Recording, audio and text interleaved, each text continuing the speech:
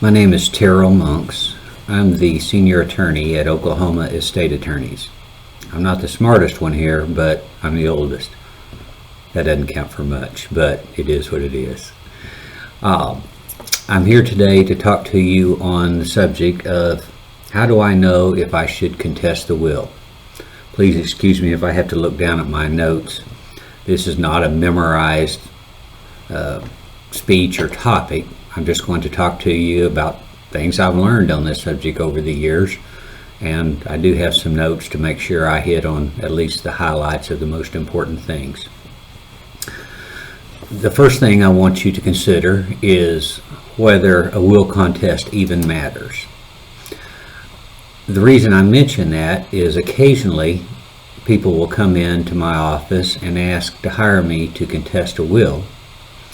And when I look at the will and I get the family tree from them, I recognize there's no point in contesting this will because the outcome under the will is precisely the same outcome as there would be if there were not a will.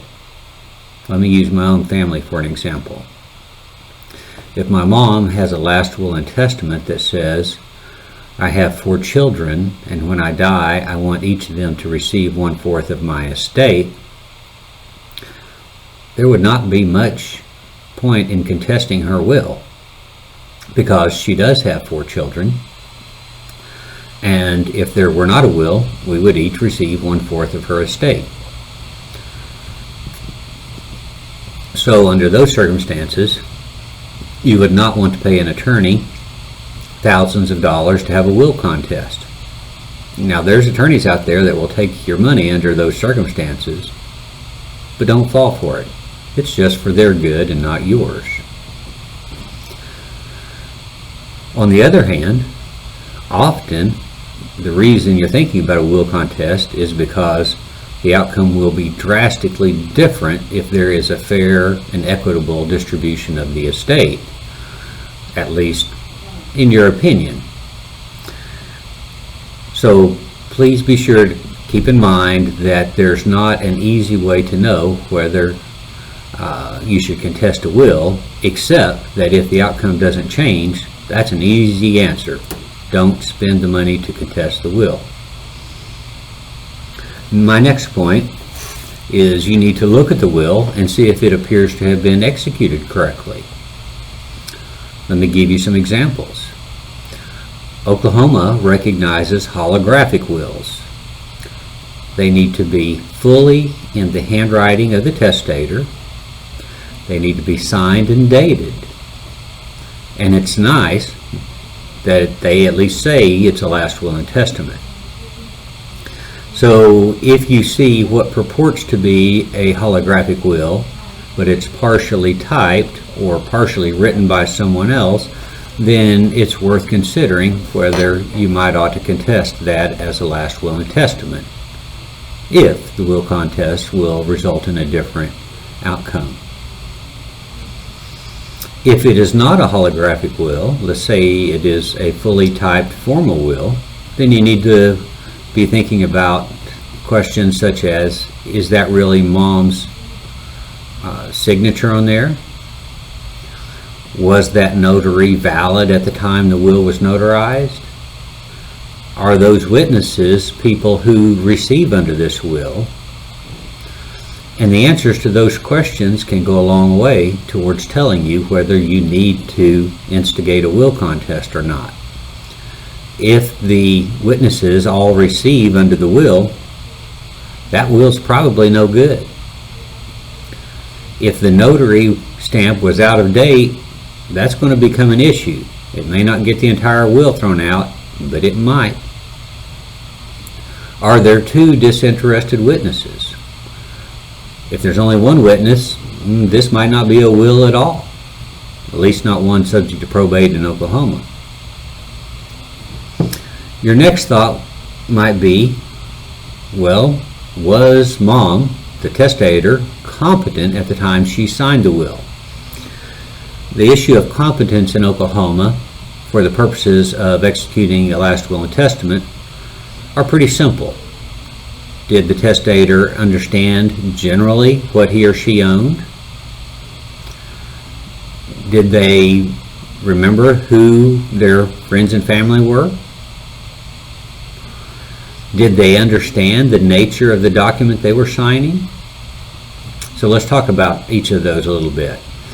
If they, the testator, like I, know that I have a bank account at First State Bank, I don't think it's necessary that we know exactly how much is in it. But we at least need to know we've got a bank account there. Now, if we think there's $23 in it and there's $400,000 in it, well, that's an issue. Next, we're going to need to know whether the testator could identify her children, for example. Yes, I've got a son named Terrell. He's married and he has a daughter. Well, those are the sort of things you need to know when you're signing and writing your will. Now, is it necessary that you know everybody in the full extended family, nieces, nephews, aunts, uncles, cousins? Probably not. Is it pretty urgent that you know who your kids are and your grandkids? Yeah, probably so.